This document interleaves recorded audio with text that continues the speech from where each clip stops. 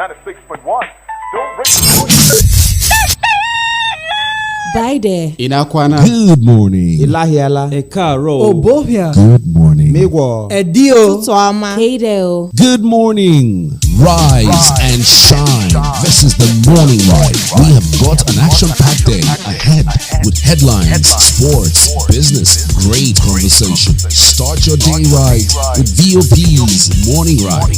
Weekdays from 5 a.m. Good morning. Good morning.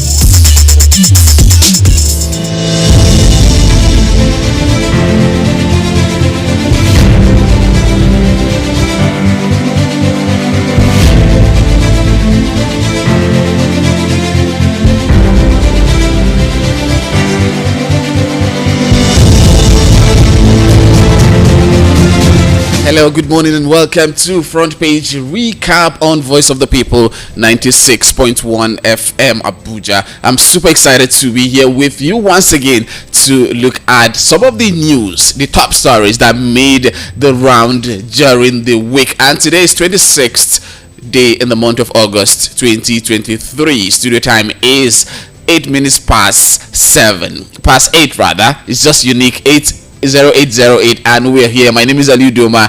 We will be looking at some headlines that really made the news. Probably you missed out due to your busy schedule, or you passively heard some of the stories. It is now time for us to bring it back to you, where you can also watch and comment on some of the headlines that we have today. Today I'm going to be doing it alone in the studio, but not alone per se, because you can as well drop your comments on our YouTube handle so that we will take a look at them and hear from you. What are your perspective? What are your stories? Or what do you want to say about the headlines that we have for you? Top of the headlines that we will be bringing to you today is this one that says 10 FCTA directors shun federal government's directives to retire. This is gonna continue to generate controversy, especially with the new sheriff in town, talking about Yesum Wike, the former River State governor, who is the FCT minister. And also we have this that says Ohaneze cautions Peter Obi over alliance with Atiku Kwankwaso. We will be taking a look at that also. And this one says navigating infertility in your 40s is also another one. Nigeria's exchange 25.93 billion text messages in 2022, says NCC. And also we have this unending debate over all eyes on judges billboard removal. That is all eyes on the judiciary. This is one billboard that has been generated a lot of controversy here in Nigeria, and even outside the shores of Nigeria. Comments are trooping in terms of that particular headline. We have this one that says Delta community threatened to shut down oil production. Why is that so? If you stay with me, you will get details of these and more. Don't move a muscle, because we will continue immediately after this short timeout.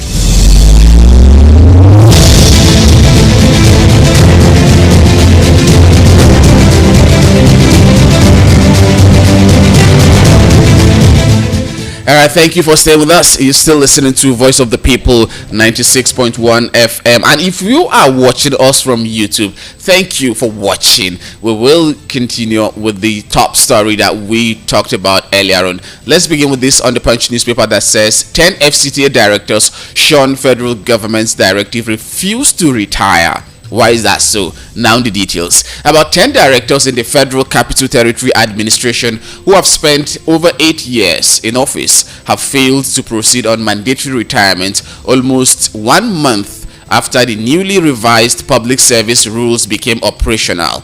The directors were said to have spent between 9 and 12 years on the directorate cadre and were required to turn in their letter of retirement in compliance with the public service rule, which took effect from July 27, 2023. Punch correspondent reported that the new rule was expected to affect over 500 directors who have stagnated in their positions for 8 years or more.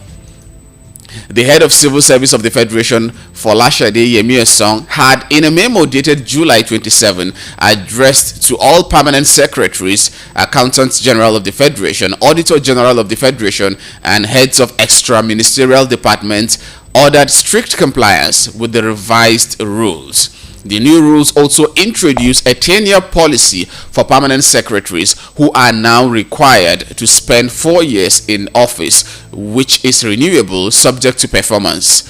But sources at the FCTA said the Director of Human Resource Management, Bashir Muhammad, and his counterparts at the Christian Pilgrimage Board, Dabara Vingo, and others who were affected by the rule have yet to vacate office almost a month after the directive became operational. It was gathered that Muhammad recently requested a 3-month tenure extension from the FCTA Permanent Secretary, Olushade Adeshola. In an official stated no fewer than 10 directors who have spent between 9 and 12 years in office have refused to vacate office or retire as stipulated by the revised public service rule. In fact, the Director of Human Resource Management has just asked the permanent secretary for 3 months extension in office. This is a quote from someone who happened to give the information to the Punch. Though the request has not been granted, everyone in FCTA is worried by the refusal of the concerned officials to comply with the rules. We are hoping the FCT Minister Nyesom Wike will intervene speedily. Ironically, Muhammad had in a circular dated August 9, 2023, drew the attention of the leadership of the FCT administration to the head of service of the Federation Directive on the implementation of the public service rule. The letter with reference was addressed to the Executive Secretary, Federal Capital Territory Authority, Secretaries, Mandate Secretariat, Head of Departments, Agencies and Parastatals, Coordinators and Directors, FCTA Common Service Department, and all staff. It says, I read, I am directed to refer you to the circular on 27th July 2023 from the Office of the Head of Service of the Federation, and to inform you that the revised public service rules has become operational in the services of FCTA with effect from 27th July 2023. In this regard, you are to ensure full compliance with all the provisions of the revised public service rule, particularly the provision of section 020909 on tenure policy for directors or its equivalent on grade level 17. Please ensure strict compliance with the content of this circular. Muhammad could not be reached on Thursday as calls to his phone indicated it was switched off. However, the FCT Director of Press, Muhammad Sule, explained that the concerned officials had been directed to retire via a circular. A source at the Federal Ministry of Health told one of our Punch correspondents that all the directors affected by the tenure policy have retired as directed by the head of service. For instance, the Director of Public Health, Federal Ministry of Health, Dr. Morenike Alex Oko, has left. The Director of Family Health, Dr. Bola Dale Alonge, has gone, and many others. The ones I know personally that have retired are about 7, the source said. This is something that will continue to generate controversy, even though there are other headlines that are kind of related or similar to this particular one on other papers. But I think it's gonna be okay if we take a look at this one that we have on the Leadership newspaper to see how we can relate it with this one on Vanguard, talking about the FCTA issue, because it's not really about FCTA alone. It cut across different ministries, departments, and agencies in the federal civil service. So we have to take a look at it holistically. Checks by leadership revealed that no fewer than 500 directors affected by the new rule are yet to comply. The new stipulation that such affected directors should give way followed the revised public service rule and circular issued by the head of the service, head of civil service of the Federation, Dr. Folashade Yemi-Osong, last month to heads of MDAs, directing them to ensure compliance with the new rule and the revised public service rule. The revised public service rule was unveiled last month at a public service lecture held at the Presidential Villa, Abuja. According to the head of service, its implementation kicked off immediately with the launch. Following the approval of the revised public service rule by the Federal Executive Council on the 27th of September 2021 and its subsequent unveiling during the public service lecture during the commemoration of the 2023 Civil Service Week, the public service rule has become operational with effect from 27 July 2023. You are therefore to ensure full compliance with all provisions of the public service rule 2021. Please ensure strict compliance with the content of this circular, the head of service stated. All right.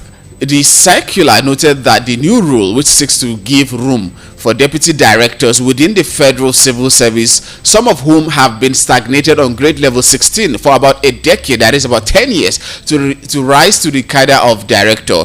We will see over 500 directors across the civil service on grade level 17 who have spent more than 8 years in their position proceed on compulsory retirement. For instance, following the circular from the head of service, the Director of Administration, Federal Ministry of Finance, El-Rufai, had in an internal memo dated August 3rd directed affected directors in the ministry to hand over all government official property to the next most senior officer in their respective departments and proceed on immediate retirement.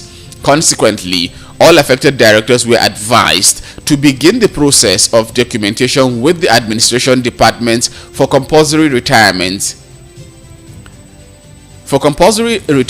By virtue of the section under reference, and to formally hand over to the most senior officers in their respective department, as well as surrender all official documents including identification cards as well as official vehicles, if any, before exiting. Another stipulation contained in the revised public service rule is that permanent secretaries shall now hold the office for a term of 4 years, which can be renewed upon satisfactory evaluation of performance on the job. While there seemed to be commitment to the directive in the ministries, the required compliance has been in gross deficit in the departments and agencies. 3 directors in the National Insurance Commission have since retired in tandem with the new rule. Further checks, however, showed that many of the affected directors, especially those in departments and agencies,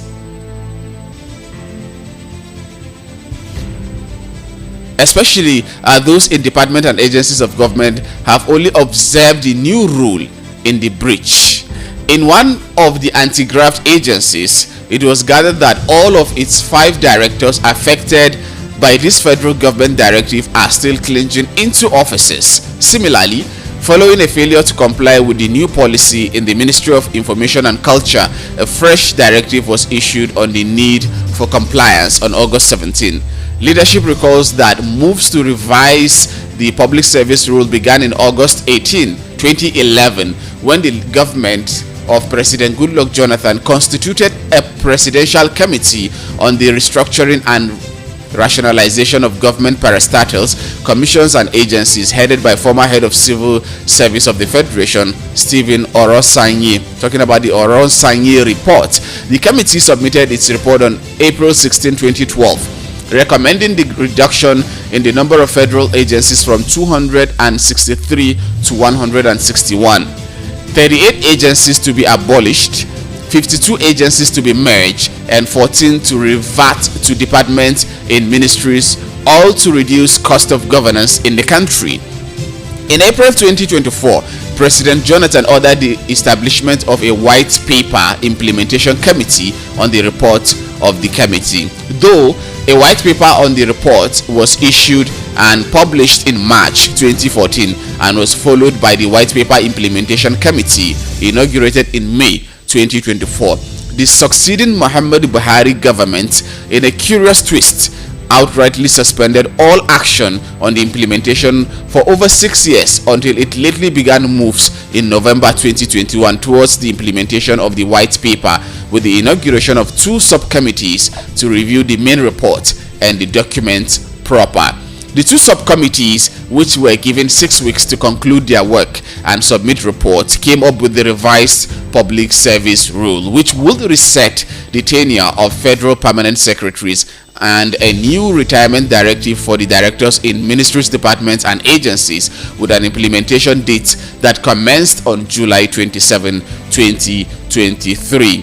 Speaking at the inauguration of the two subcommittees in Abuja on November 4, 2021, the then Secretary to the Government of the Federation, Boss Mustafa, said the non-implementation of the white paper on the Presidential Committee on the Restructuring and Rationalization of Government Parastatals, Commissions and Agencies was hugely bleeding the federal government of its scarce resources, adding that one of the areas of concern to successive federal governments has always been the increasing cost of governance. But if you ask me, this issue of increasing cost of governance, this is something that has always been an issue in Nigeria.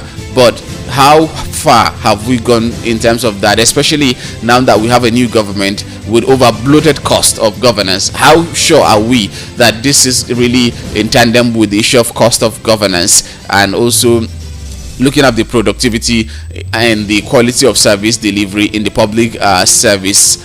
Although we should give the benefit of doubt and see how it's going to pan out. But again, if you ask me, the issue of having directors to stay beyond 8 years, I think it's something that the government needs to stand strong on their stance, because you cannot just give directive that these directors should retire, but again, they're still in offices. Why would a director be in office when there is a revised public service rule that says you must retire, you must vacate office, but there is non-compliance? Although you may tend to look at it from their own perspective, probably they have something they want to present, or probably they were not given the room to have their own say in this regard, because some of them might have more years to serve, in terms of they have not gotten to 60 years or 35 years in service, as the case may be. Whichever comes first, they have years to put up in the job. But if you look at those who are in level 16 in the civil service, some of them have been there for over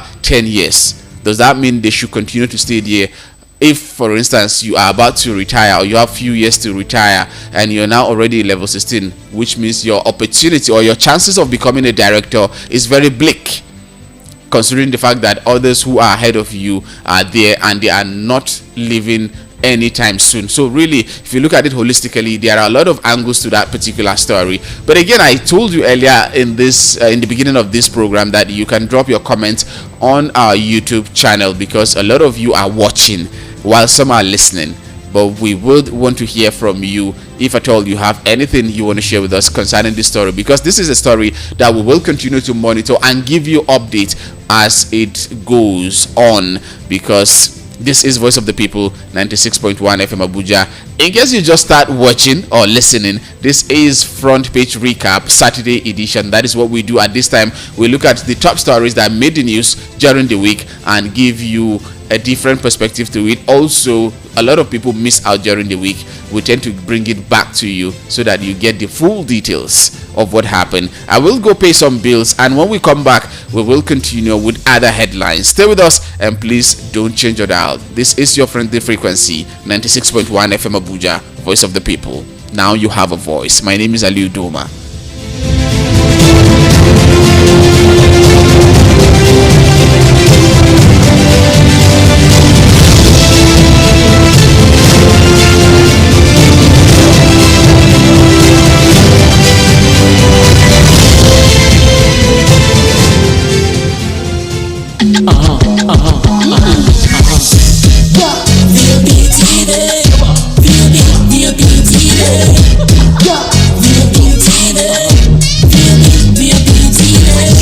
Serving you hot and fresh content on radio, and you have been loving it. Now we're taking it further.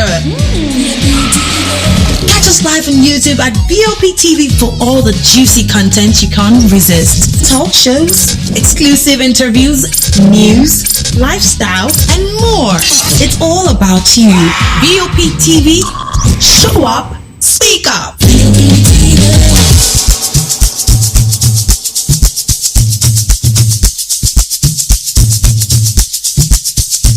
Are you aware that Iruka Online Limited installed and designed a 100,000 capacity church building? Oh yeah, we are the sole distributors of global leading brands all over the world, such as Wafday Line Array, speakers and digital amplifiers, Preseno's digital mixers and studio equipment, Coswell workstations and keyboards, Fender guitars, Mapex drums, Ashdown bass combos, just to mention but a few. We offer flexible payment plan handled by our financial department with 24/7 customer care support system. You can visit our website on www.iruka.com to avoid buying fake products. You can also visit our showroom at number 36 Lagos International Airport Road beside Golden Tulip Hotel.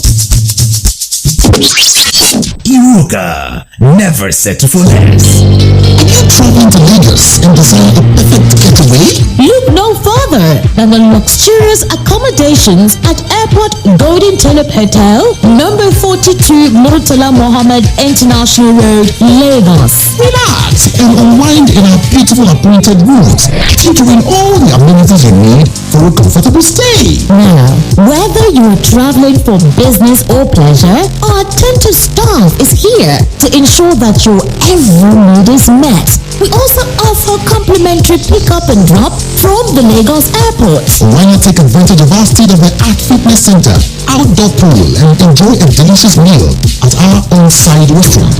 With stunning views, world-class service, and a prime location, Airport Golden Tulip Hotel is the perfect choice for your next vacation or business trip. So why wait? Book your stay today and experience the ultimate in comfort and luxury at Airport Golden Tulip Hotel. For bookings and reservations, please call 0815-8003-333 or 0815-7003-333. You can visit our website at airportgoldentuliphotel.com.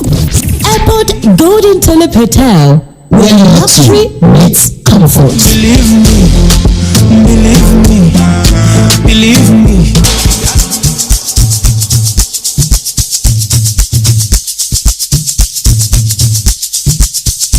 Are you aware that Iruka Online Limited installed and designed a 100,000 capacity church building? Oh yeah, we are the sole distributors of global leading brands all over the world, such as Wafday Line Array, speakers and digital amplifiers, Preseno's digital mixers and studio equipment, Coswell workstations and keyboards, Fender guitars, Mapex drums, Ashdown bass combos, just to mention but a few. We offer flexible payment plan handled by our financial department with 24/7 customer care support system. You can visit our website on www.iruka.com to avoid buying fake products. You can also visit our showroom at number 36 Lagos International Airport Road beside Golden Tulip Hotel.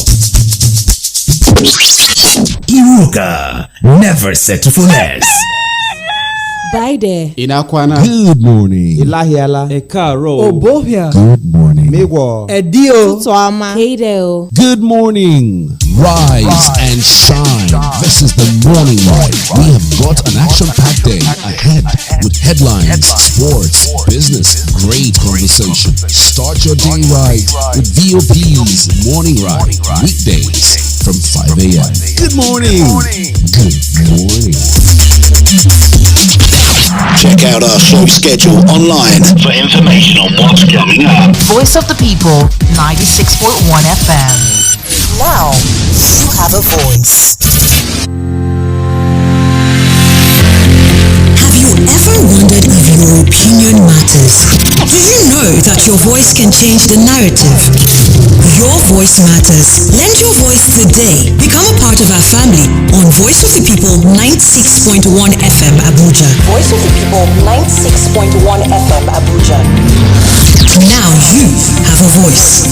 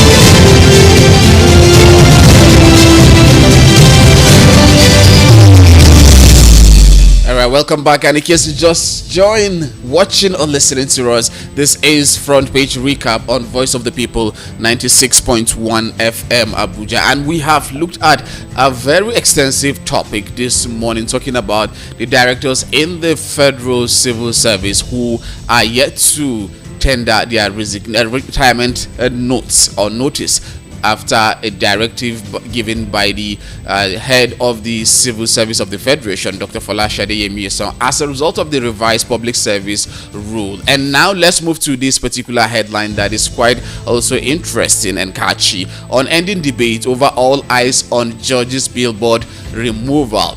Following the recent removal of the All Eyes on the Judiciary billboard in the Federal Capital Territory, Dirisu Yakubu examined the controversy surrounding the action, that is on the Punch newspaper, which has been perceived by some stakeholders as mounting pressure on the Presidential Election Petition Tribunal ahead of the ruling on the February 25th presidential election. Never in the nation's electioneering history has the judiciary courted attention like it is doing presently, seen as the last hope of the common man. The judiciary has been commended and condemned in equal measures, depending on the popularity or otherwise of its decision at any given time, since the return to a democratic mode of government in 1999. The issues at the moment are two petitions filed by the People's Democratic Party (PDP) and the Labour Party and their presidential candidate in the February 25th election, that is Atiku Abubakar and also Peter Obi. As rightly predicted by political commentators, the presidential race lived up to its three-horse race tag as the trio of Bola Tinubu, Atiku and Obi breasted the tape in first, second and third place finish in that order, with the Independent National Electoral Commission declaring Tinubu the winner of the poll after garnering a total of 8,794,726 votes to seek off competition from Atiku Abubakar, who scored 6,984,520, while Peter Obi was able to secure 6,101,533 votes. However, neither Atiku nor Obi accepted the outcome of the election. Also, their supporters are in that line, citing alleged non-compliance with the Electoral Act 2022, which provides for the electronic transmission of election results to INEC viewing portal in real time, amongst other issues. And despite pleas from eminent Nigerians, including the Sultan of Sokoto, Saad Abubakar III, to accept the outcome of the election, both men filed their petitions and vowed to walk the entire legal distance to prove that the elections was fraudulently conducted. Submissions, both written and oral, have been made by both parties, and the election tribunal is now on the verge of giving its ruling. But last week, a dramatic twist occurred when billboards bearing the inscription "All Eyes on the Judiciary," mounted at strategic locations in the Federal Capital Territory, drew Nigerians' attention to a sustained pressure on the learned justices of the Election Tribunal to dispense justice on the matter without fear or favor. Before now, Atiku loyalist and Director of Planning and Strategy of the PDP Presidential Campaign Council, Don Pedro Baseki, had in several media outings called on the judges to remember that the eyes of the world were on them. This was even as he claimed that Atiku's team monitored actual voting nationwide on satellite, insisting that results collated and announced in favor of Tinubu were altered in some states of the Federation against the PDP presidential candidate.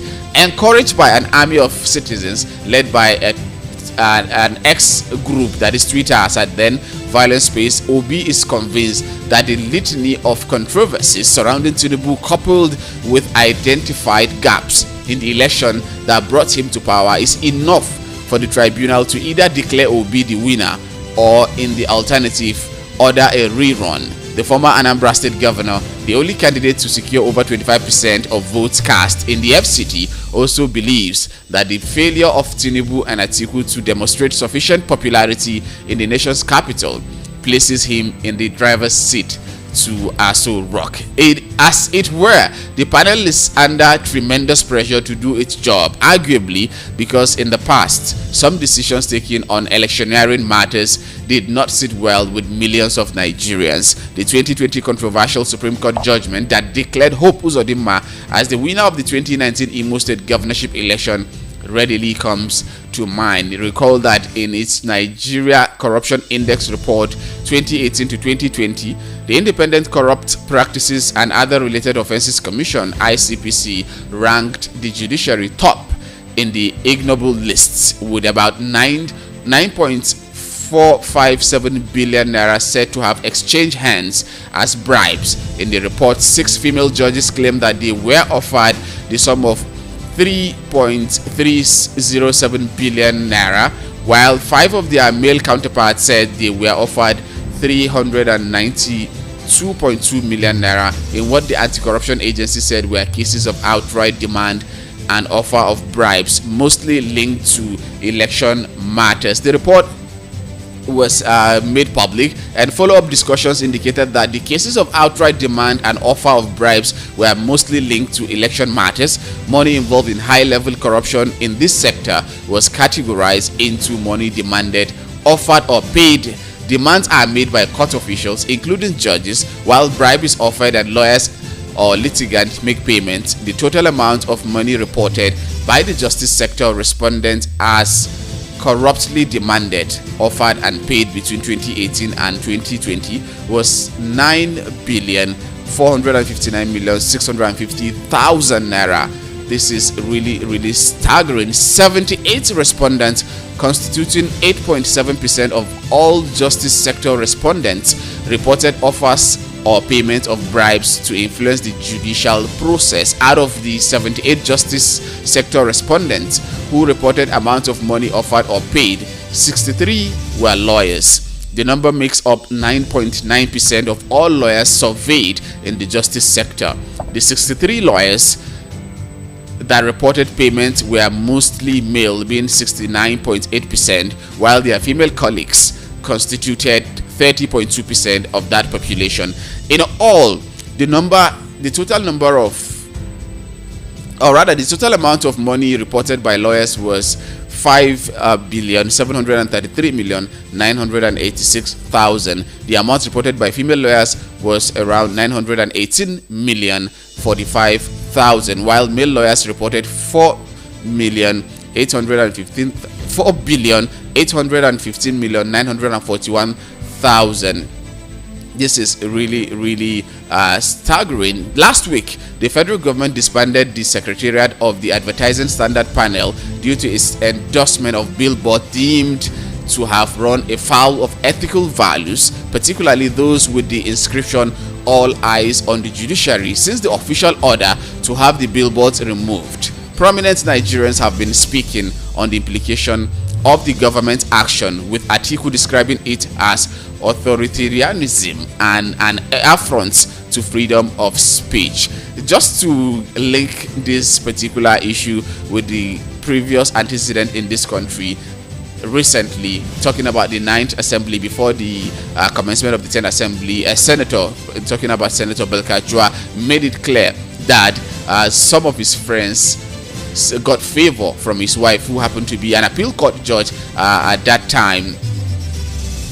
And also, we are not strangers in Nigeria when a lot of issues are coming up from Kano, the appeal in Kano, tribunal rather in Kano, where some judges were alleging that monies, millions of naira, tens of millions of naira were being rumored to be linked with them. Some were enticing them with money to kind of alter the outcome or to influence the outcome of the judgment. But again, there are reasons too numerous to warrant a recap here to justify Nigerians' apprehension of possible judicial compromise in the Presidential Election Tribunal. Last week, the chairperson of the Kano State, just like I mentioned, Assembly petition, Justice Flora Azinge, raised a bribery alarm. There was an attempt to influence a member of the tribunal with money to sway the course of justice the way of the client of a lawyer. In her words, money has been flying in the tribunal. So if you look at this particular issue, you would start asking yourself questions. Sharing similar thought on the subject matter with Ozekome is a right activist and constitutional lawyer Mr. Abdul Mahmoud. In his words, Nigerians, regardless of the opinion they hold concerning the election, they are at liberty to freely express themselves, noting that such expressions are guaranteed in a constitutional democracy. Mahmoud, who heads the law firm FC's Lex Attorneys and Solicitors Abuja, also queried the rationale behind the federal government's decision to dismantle the billboards because of the message they disseminated to the public on the huge expectations of Nigerians from the judiciary. He said, the directive that the billboards carrying all eyes on the judiciary be pulled down is an executive act taken too far in a constitutional democracy that protects free speech and freedom of expression. What is the harm in the inscription that the government dreads? I don't understand what pricks the scrotal part of this government when judicial watch remains one of the cornerstones of constitutional democracy. I have consistently argued that judges are humans and are prone to such abuses that sometimes implicate competence, ethical conduct, and corruption. And it is for this reason that constitutional, judicial, and non-institutional watchdogs exist. Those who oppose citizens' judicial watchdogs and tear their hairs over all eyes on the judiciary don't appreciate the place of citizens or eternal vigilance in democracy. This is something that we are wary of and we have been seeing in Nigeria, and a lot of people are coming out to say their own part of the story or part of their own view concerning the issue of all eyes on the judiciary billboard that was taken down as a result of directive from the federal government. What do you make of this situation? Drop your comment if you're watching us on our YouTube channel, Voice of the People Abuja, that is VOP 961. We really would appreciate your comment. What do you make of this situation? It is very pertinent that we as Nigerians are allowed to actually enjoy our rights in terms of freedom of expression, just like a lot of people are showing their own perception or sentiment to this story. Let me quickly take this one from the presidential candidate of the African Democratic Congress, Dumebi Kachiku, in his submission aligned himself with Sani, arguing that though bad eggs exist in the judiciary, the sacred arm of government must be protected from the antics of those bent on bringing their intimidating act to bear on it. That is, he's taking a different stand. He said, I am in support of the decision to pull down the billboards. Whereas we have some bad eggs in the judiciary, our actions and words as a people must not be seen to intimidate the judiciary in any way. This is what the slogan "All Eyes on the Judiciary" implies. We must have faith in the process if we have subjected ourselves to the process. If you have no faith in the judiciary, you need not go to court.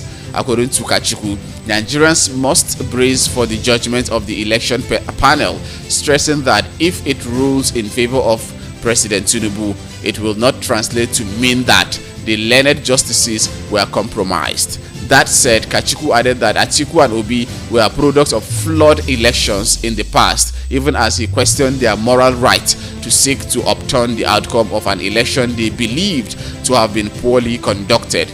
We can't create this notion that any victory for President Tinubu in the courts automatically means the judges are compromised. This is unacceptable. I will reiterate for the umpteenth time that we had flawed presidential elections, but all those before the court right now rigged the election in one way or the other. This is our reality. He who seeks equity must come with clean hands. Our sad reality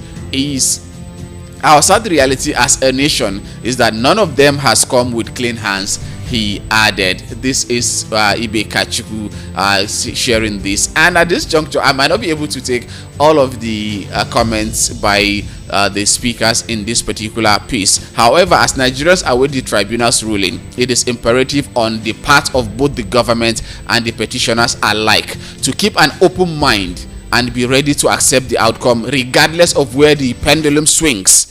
The law doesn't ponder the law doesn't pander to emotions but facts and evidence. It is the expectation of the world that the learned justices will be guided by a sense of patriotism in this assignment, capable of making or breaking the very soul of the Nigerian state in the weeks ahead.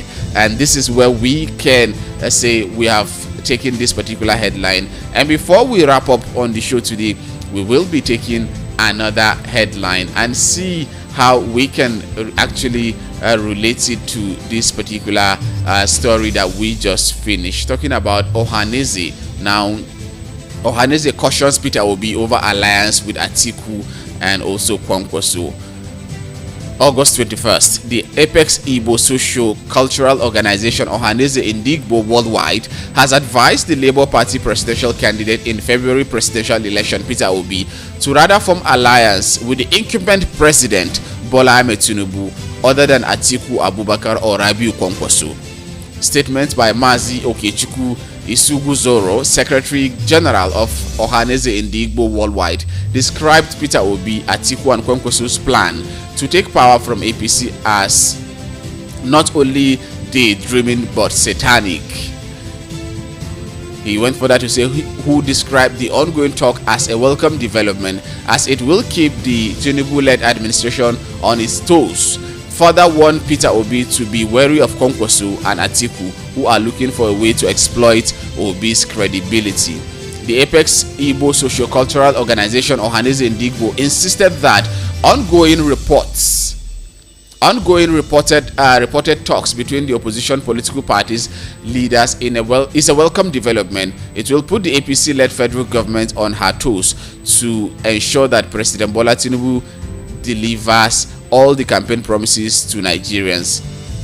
But anything contrary to these are not only regarded as inconsiderate pursuit of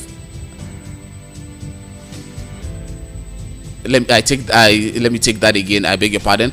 But anything contrary to these are not only regarded as inconsiderate pursuit of drowning politicians whose aims are satanic, mischievous, but laughable. Ohanaeze Ndigbo observed that there is the possibility of a collapse in their talks because Nigerians will not accept Atiku or Kwankwaso as the leader of the alliance, because Nigerians know the uncharitable disposition and desperation of Atiku Abubakar. PDP will never allow him to support Peter Obi to be the leader of Nigerian opposition. The ill-fated journey of Atiku Obi Kwankwaso will crumble in the future. Nigerians are warning the presidential candidate of the Labour Party to be wary of failed politicians whose interests are looking for a way to exploit the credibility and popularity of Peter Obi to see how to depose President Bola Tinubu from power.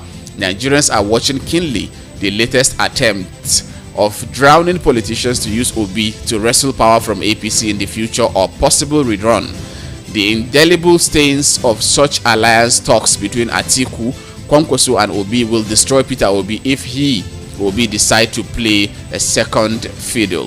Ohanaeze Ndigbo cautioned the Labour Party candidate Peter Obi that the association with Atiku and Kwankwaso will destroy him, except if the two will support him to lead the unified opposition political parties, and which is unlikely. Peter Obi should work alongside with Tinubu than the two of Atiku and Kwankwaso, or stand independently. Peter Obi will lose support from Nigerians if he plays the second fiddle in the future, and Ndigbo urged him to pull out of the alliance talk, he advised. This is what we are getting from the Ndigbo, telling Peter Obi not to key into the idea of becoming a second fiddle to all of those particular candidates, talking about Atiku Abubakar and Rabiu Musa Kwankwaso.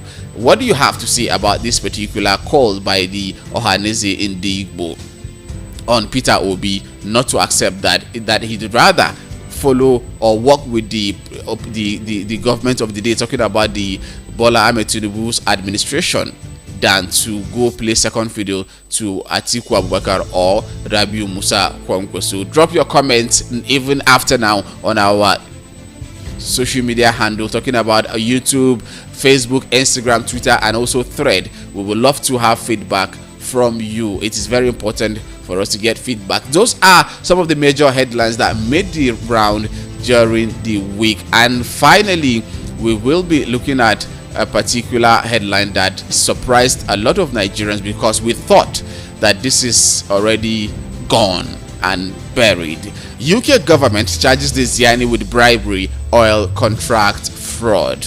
The name is ringing bells, certainly. The British government has charged the former Minister of Petroleum in Nigeria, the Ziani Alison Madueke, with bribery offences and fraud. The UK's National Crime Agency said they suspected the Ziani had accepted bribes in return for awarding multi-million pounds oil and gas contracts during her time as Minister of Petroleum in Nigeria. In a statement published on its website on Tuesday, the UK National Crime Agency, that is NCA, said the Ziani will appear at Westminster Magistrate Court on October 2nd for the case. Her charges also detail financial rewards, including furniture, renovation work and staff for the properties, payment of private school fees, and gifts from high-end designer shops such as Cartier jewelry and Louis Vuitton goods. Speaking about the charges, head of the National Crime Agency International Corruption Unit, Andy Kelly, said the charges against Alison Madueke was brought after a thorough and complex international investigation. He said, "We suspect the Ziani Alison Madueke abused her power in Nigeria and accepted financial rewards for awarding multi-million pounds contracts. These charges are a milestone in what has been a thorough and complex international investigation." Kelly said Alison Madueke was accused of benefiting from at least £100,000 sterling in cash, chauffeur-driven cars, flights on private jets, luxury holidays for her family, and the use of multiple London properties. He added that the charges against the former minister also detailed financial rewards, including furniture, renovation work and staff for the properties, payment of private school fees, and gifts from high-end designer shops such as Cartier jewelry and Louis Vuitton. Recall that Alison Madueke was the president of the Organization of the Petroleum Exporting Countries, OPEC, at some point during her time as the Minister of Petroleum during the President Goodluck Jonathan's administration. And this is something that I know we had a lot of cases, a lot of allegation by EFCC on Alison Madueke. At some point she fell sick, and later on she recuperated and she's back on her feet. But this is a new dimension that the case is taking, being charged to court in the United Kingdom. Is something that a lot of Nigerians did not see, because we thought that everything was dead and buried, but now it has resurfaced. We will continue to monitor development as it goes. 2nd October is the date, and we will certainly give you updates on that particular information. But again, what do you have to say about the Ziani Alison Madueke? Her case now being reopened, and she will be facing a court, a magistrate in the United Kingdom. How do you rate our Nigeria's judicial system, our investigative skills, or the prowess of our investigative agency? Because this is something that should have been done in Nigeria, but now another country is taking up the fight for Nigeria to see how they go about this particular case. You can do well to drop your comments on our social media handles on Instagram, YouTube, Facebook, and Thread. Don't forget, this is Voice of the People, 96.1 FM Abuja. We have come to the end of our today's session on Front Page Recap for Saturday edition, talking about 26th day in the month of August 2023. My name is Ali Udoma, and at this juncture, I will say thank you for watching and thank you for listening. But before I go, I will be giving you something quite unique, and it's talk about motivation. Motivation is the fuel necessary to keep human engine running. When we start on our journey as business owners, there is so much excitement, hope, and enthusiasm. Then life happens and reality sets in. We realize that being an entrepreneur is not about driving Lamborghinis and sipping martinis on the beach. The road to success is paved with a lot of uncertainties. You have to face financial challenges, health problems, setbacks, failures, anxiety, doubt, fear. We need to find creative and fun ways to stay motivated and excited in a competitive business landscape. And I'm going to be sharing something quite unique with you. Here are some effective ways to do that. You have to first of all know your why. Are you working on your passion?